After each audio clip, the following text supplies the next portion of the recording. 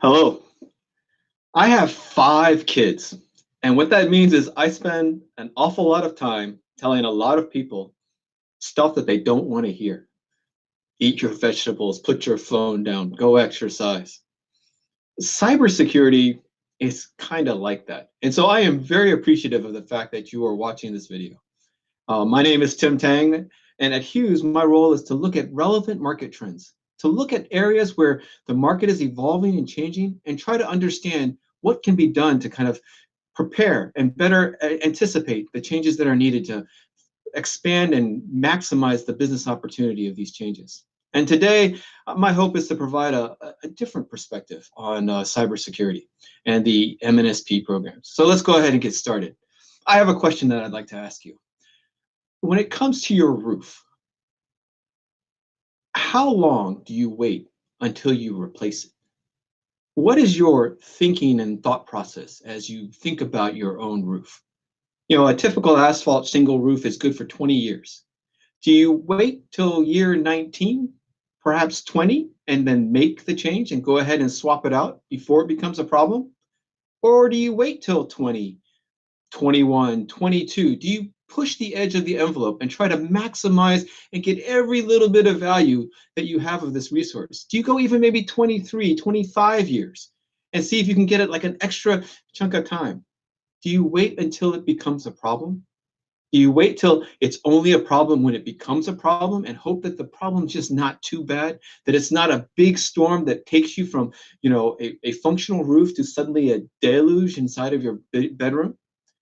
When we think about cybersecurity, we want to think about it in that kind of context. Is it really appropriate to wait until it becomes a problem before we deal with the problem? I have another question for you.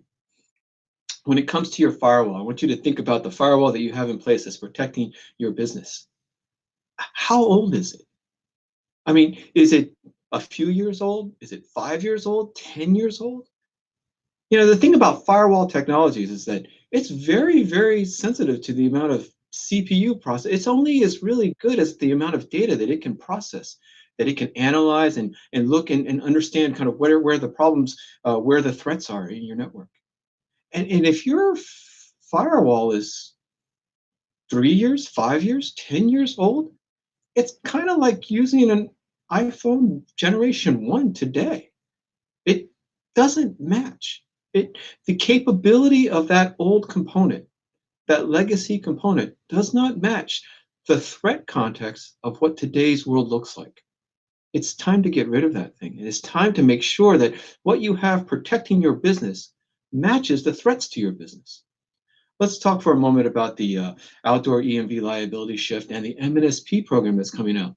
For many of the leading point-of-sale providers in the C-store industries, they've introduced an MNSP program, a Managed Network Service Provider program. And this is kind of one of the foundation requirements in order to prepare the C-store to support a lot of the newer technologies for the outdoorEMV, to be able to take chip transactions in the forecourt. What is the MNSP?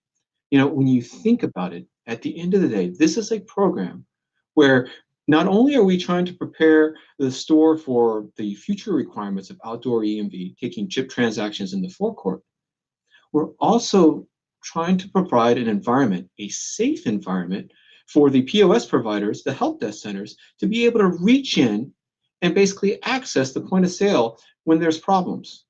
So think about what we are talking about here. Most C-store operators, many C-store operators don't have a dedicated IT staff. And so they rely on the point of sale vendors to provide all the support that they need. And when they have credit card problems, transactions are not working, it's called 1-800 POS help desk, and please come in and help. Think about what happens in that moment, though, when you call for help.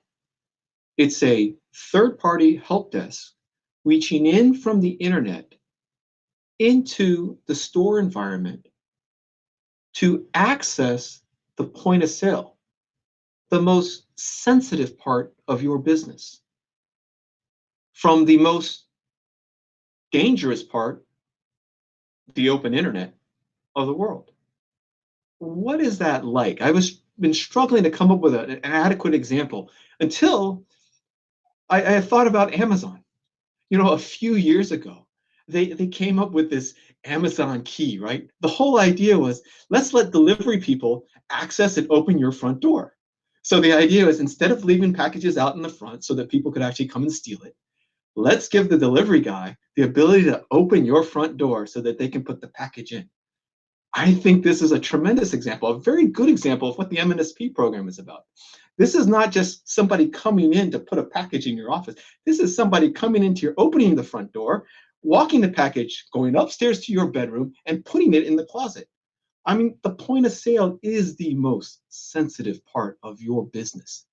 And yet we have, a third party reaching in.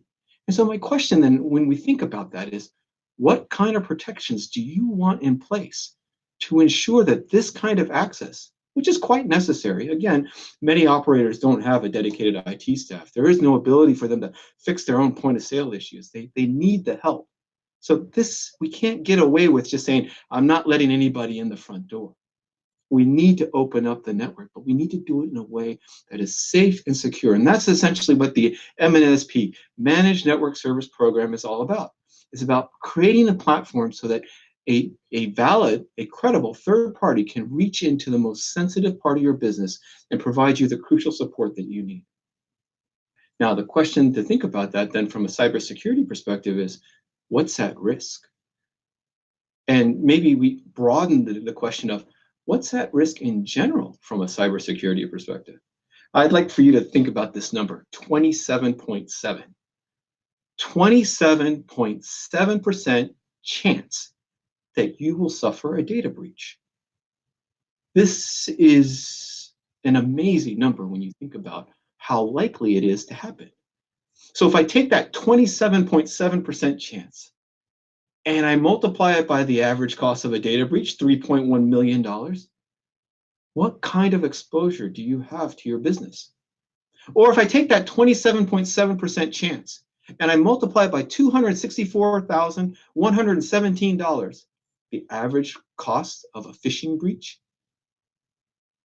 what would that do to your business? Now, it's not all bad news. If you were to employ security automation, if you were to employ some kind of incident response, those kind of capabilities can actually save you in the event that that 27.7% becomes a reality. Those kind of techniques can actually save you dramatically on the cost of a potential breach. This is where it's important to make good business decisions based on a technology need. So then, as we think about cybersecurity, I think one of the big questions that you want to ask yourself, given the seriousness of the liability, given the sensitivity of somebody coming into the most sensitive part of your business, what's good enough? Who says what's good enough? How do you trust that the providers that you're working with are good enough? Do you take them at your word, at their word? So many of the solutions that are on the marketplace today are actually homegrown. They're developed by the service provider themselves using open source software. So is that good enough? Says who? And one of the first recommendations I have when it comes to cybersecurity is validate the solutions that you are depending your business on. This is not a non-trivial step of trust, step of faith. And you want to make sure that the partners that you're working with have been fully vetted, that they're not just bringing some homegrown solution based on some open source software, but they're bringing adequate protection, adequate technology, vetted, proven solutions to protect your network and protect your business. Some other design guides that I would suggest to you is, as you think about the MNSP, there's kind of two approaches that you can use. You can use an MNSP program to just protect the point of sale system. And for many providers or for many operators, that's the choice that they've got. They've got one network for their point of sale, and they've got another network for their back office. And they do this because the point of sale has to be protected, but they need access to the back office. Well, the dilemma, the difficulty here is, as you think about that, you don't. It's kind of like this safe, right? You've secured the point of sale, the secure part of the business, but you left the back office PC exposed. This does not compute. Secure the whole thing. If we're going to invest in an MNSP program, You want to protect the whole store, not just the point of sale, because if you lose your back office PC, you lose your ability to manage your inventory, manage your employee schedules, and all the other records that basically a ransomware attacker is going to ask you to pay 15, 20, $50,000 to get your data back. It doesn't make sense to protect the point of sale and leave the back office exposed. And so as you think about an MNSP, think about consolidating your network and think about protecting.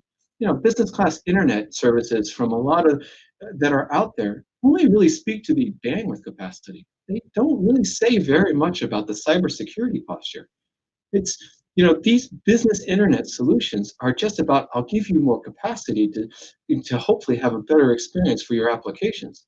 They're not doing the managed firewall. They're not doing the daily log analysis. They're not providing IDS, intrusion detection services, or intrusion prevention services. There's no safety in that. And so a business internet connection into your back office is something to be concerned about. When you think about the MNSP, consolidate your network. Protect both the point of sale and the back office. I got another question for you. Take a look at this. Is this enough? The first few times that I saw this, I am not a robot. You can't help but laugh and say, really? This is going to protect me? I mean, I think I could get a high school kid to basically write a little bit of code and just check that box anytime I'd want. It's like, why would anybody think that this would actually work? It's remarkable when you think about, though, what happens behind that little clicking. Have you ever considered that, when you're moving to click to that box, that Google's actually watching the speed at which your mouse might be moving to click that box? That when you click that box to say, I am not a robot, Google's looking at perhaps where your IP address is coming from and where you've been and to see what do they know about you? When it comes to cybersecurity, sometimes the most elegant solutions are really quite simple. The flip side of that is sometimes some of the most elegant threats appear to be simple and are actually far more sophisticated than appearances would lead them to be. And so don't be deceived. When we think about this world where there is an enormous motivation to break into your business, an enormous reward, I mean, it's become a business. It's shocking. Ransomware is a business. Non-technical people can outsource their technical requirements for ransomware, for the viruses, and then go in the open market and actually issue their attacks using other people's software and just paying them off some portion of whatever ransoms they collect. They've got a help desk, a 1-800 number that you can call to get help, so that it makes it a little bit easier for you to pay your ransom when you're breached. It's become a growing business, and it's worthy of additional attention. Now, one of the challenges of cybersecurity is the immense amount of data that's involved. Because an adequate protection it's like anything else in the retail business. There's just simply too much data to look at, and it becomes quite overwhelming very quickly. To do cybersecurity well, you want to be collecting all the data from all the access, from all the various points in your network, from the firewalls, from the switches, from the NOC, from the store. And what you end up with is this massive wave of data that is just completely overwhelming. And so it's understandable as to why people would say that, listen, this is just too much of a problem that I have really no chance of actually dealing with. And my encouragement to you is to say, yes, it actually is a very big problem. It is actually quite challenging to deal with this magnitude of problem with the limited resources that you have available in front of you. When we look at the cybersecurity, I see this as a problem of the gap. It's a question of where we are today with a lot of outdated firewalls in a very reactive mode, waiting for the next attack before we become aware that we even have a problem. And in many cases, the solutions that we have in place today are non-compliant with PCI DSS standards. And where we need to be is for more modernized solutions with technology that is adequate to the protection that is required, that is mandated by the needs of the business. We want to be proactive. We want to be looking at what's happening in our network and understanding when somebody's trying to log in 25 times to try to crack our passwords. We want to be aware of when we detect those kinds of issues. And we certainly want the protection that comes from being compliant. if you are PCI compliant and you are breached, you are not going. You have safe harbor. You are not going to be held responsible for the financial losses. But if you are not PCI compliant and you are breached, all of those losses, all of those financial liabilities are going to be yours and yours alone. And so there's meaningful value as we think about cybersecurity, think about the risks to our business and what needs to be done in order to protect the integrity of our business. I'd like to leave you as we kind of wrap this up and thinking about this idea of due care. And I'd like to introduce you to the case of T.G. Hooper. This is an old 1930s legal case that set the standard for what negligence is. It's a really shocking story. I encourage you to go look it up, and it's very fascinating to read. It's about a tugboat operator who basically got caught in a storm, and there was a huge barge of coal or whatever, and the tugboat was sued by their customer for losing massive amounts of for the losses of the ships that were lost. And the argument was basically saying this tugboat operator did not have radio technologies that would have told them that, hey, there's bad weather coming, you should actually you stay home and not go out to sea.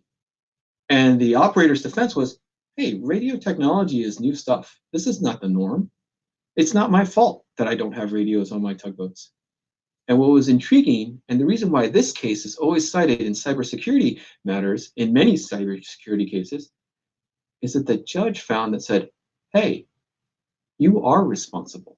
The technology was available for you to avoid this accident. And because you did not use the technology that was available for you to avoid this accident, you're responsible for those losses. And when it comes to cybersecurity, that case is actually pointed to and saying, hey, there are solutions available for you to protect yourself. And if you don't use those solutions, possibly you may be held responsible for what happens, for the losses that are incurred because of your failure to meet the standards of due care. You will be deemed negligent. So what does due care look like, or how do we even think about that? One place that I would encourage you to start thinking about is PCI compliance.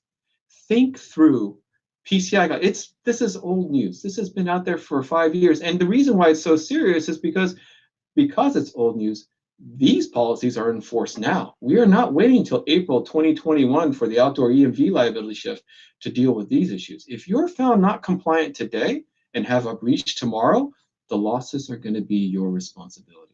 And so my strong encouragement is to go look and review your PCI posture. This is a great place. This is not, the end all and be all of security, but this is an excellent starting point to make sure that you've got at least a reasonable position in terms of defenses, that you've got at least a template for protecting your business from the attackers that are out there. But PCI is not enough. Security is a starting point. Then my encouragement to you is to keep an eye out for where cybersecurity is evolving. It continues to change. We are moving from an era of whitelist, blacklist policies to unified threat management. Now we're getting into an area where artificial intelligence and machine learning are becoming a very natural part of the process. Again, think about that huge wave of data that's coming out. What's the best way to deal with that huge wave of data? Use machine learning, look for the trends, look for the processes. And so this is where we start thinking about SIM services, security information and event management services, or MDR services, managed detection response. And the whole idea is to apply AI, machine learning, to basically automatically munge through all this massive tidal wave of data and identify that attacker who's logged in 15 times trying to break your password, and to shut them down, or to navigate and understand that at site 123, the back office POS has been the back office PC has been compromised, and to shut it down and block it from infecting the rest of the network. When you think about cybersecurity, we have a perfect storm that is developing, right? The business is becoming more and more digitally dependent.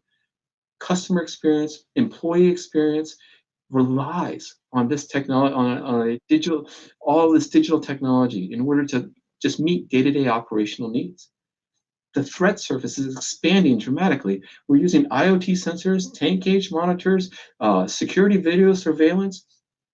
everything is becoming is another point of entry. It's the next coffee maker that becomes that jumping point to basically hack into a network. And the challenges here are not insignificant. There's a decreasing supply of qualified cybersecurity talent that's out there, and there's numerous compliance failures. And so, as I think about this, it's not fair just to kind of show you all the problems. There's a genuine desire here to kind of help, to try to make this a little bit easier, to try to deal with this issue, to elevate the posture, the defense posture of the industry. And so my encouragement to you is to not ignore this. Don't turn away from these issues. They are quite challenging. They are quite daunting. My encouragement is to, like anything else in life, face it full front on. Look for help. Look for resources. There's an immense amount of resources that are available to you to navigate these waters. And I encourage you to learn more. From a Hughes perspective, we've got a website set up. There's a whole portfolio of services to tell you about in terms of how we try to simplify IT. But I would point you to our website, hughes.com /retail-petroleum. This is a good place where a lot of resources are kind of collected together. And then finally, I would also encourage you to reach out. I would be more than happy to have a conversation and be very interested in understanding and hearing your thoughts. This is a very challenging time, and I am always interested in understanding, how do we make this a little bit easier? There are serious threats that are facing the industry, and every time a breach happens, it becomes public news that hurts the store, hurts the brand, and hurts the industry at whole. And I think together we can work together to kind of elevate our defense postures, elevate our ability to protect ourselves and the industry at large. Thank you for listening, and I look forward to future opportunities to engage.